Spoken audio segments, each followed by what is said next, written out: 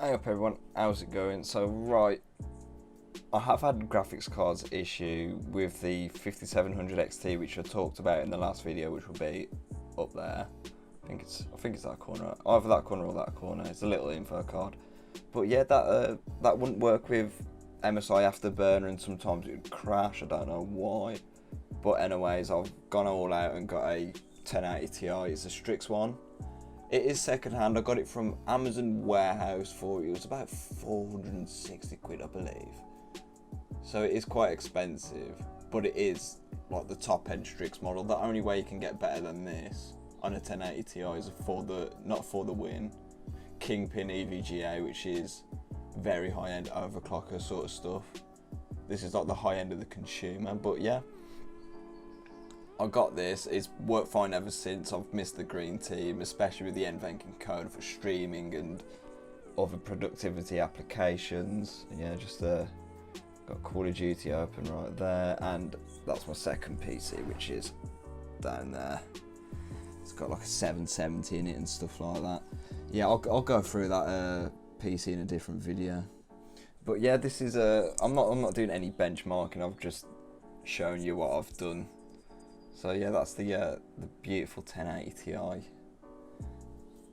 It's a beautiful card if you can get down there. You can't see because of the reflection, but it's got a lot of RGB on it, which actually suits the case pretty well. So yeah.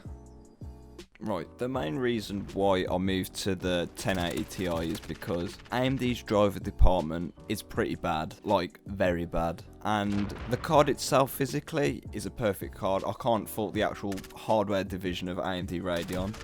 They've done an incredible job, especially at that price point. But the drivers just let it down, and I had to let it go. I had to return it. So yeah, I upgraded to a 1080 Ti, so I get the extra 3 gig of VRAM, but it is slower at GDDR5X instead of GDDR6. But it has a high bit bus at 352 bits, I think it is. I don't know, as long as it performs well, I'm not really bothered. But yeah, it's a behemoth and a half.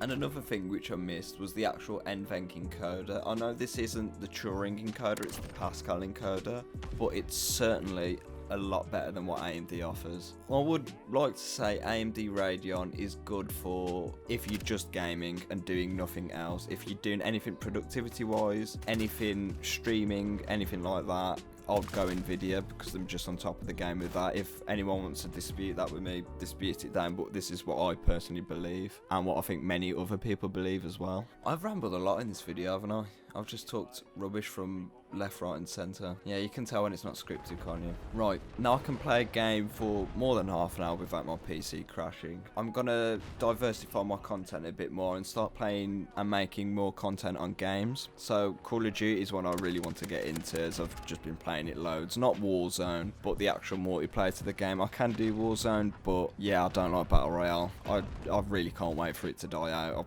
I don't like the genre at all. But yeah, that's about it for this video. So if you liked it, like it. Don't forget to follow my Twitch, Twitter and Instagram. Links are in the description. And Nvidia, I'm sorry, okay? I'm sorry for moving away from you. It's just that your RTX cards are so fucking overpriced. But anyways, have a good day, everyone.